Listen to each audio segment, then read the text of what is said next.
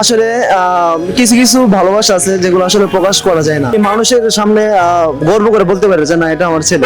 আমার সবচেয়ে পছন্দের বিষয় উনি আসলে চাই যে আমরা বড় হই, যে বড় হয়ে মানুষের মতো মানুষ হই, যেন তারা এক সময় আমাদের সময় ছোট ছিলাম, ওনারা অনেক লালন পালন করে বড় করেছেন, এবং তিনি চাই যাতে পরবর্তী সময় আর কয়েক বছর, এখন তো আমরা বড় হচ্ছে, আমার মা আমাদের মাদের বয়সও কম, মানে আস্তে আস্তে তাদের বয়স বাড়তেছে।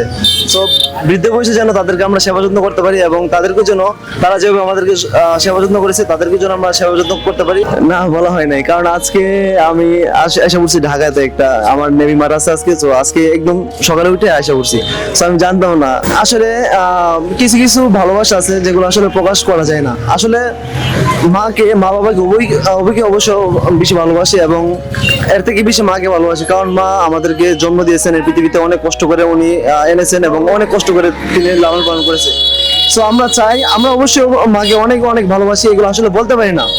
এখানে দেখবেন অধিকাংশ মানুষ কিন্তু তাদের বাবাকে ভালোবাসে, মাকে ভালোবাসে, কিন্তু কেউ বলতে পারে না উভয়কে ভালোবাসে। বাবা মাও ছেলে সন্তানকে ভালোবাসে, এবং ছেলে মেয়েও কিন্তু বাবা মাকে অনেক ভালোবাসে, কিন্তু সেটা আসলে বলা হয় না কখনো ওরকম ভাবে। তো আমরা আসলে মন থেকে আমাদেরকে অনেক ভালোবাসি, এবং আমরা চাই যেন তাদেরকে আমরা সারা জীবন তাদের থেকে আরো বেশি করতে পারি। তারা আমাদেরকে যতটুকু করেছে, আমরা যেন ভবিষ্যতে তাদের থেকেও আমরা তাদেরকে বেশি করতে পারি, যেন উনি মানুষের সামনে গর্ব করে বলতে পারে যে না এটা আমার ছেলে।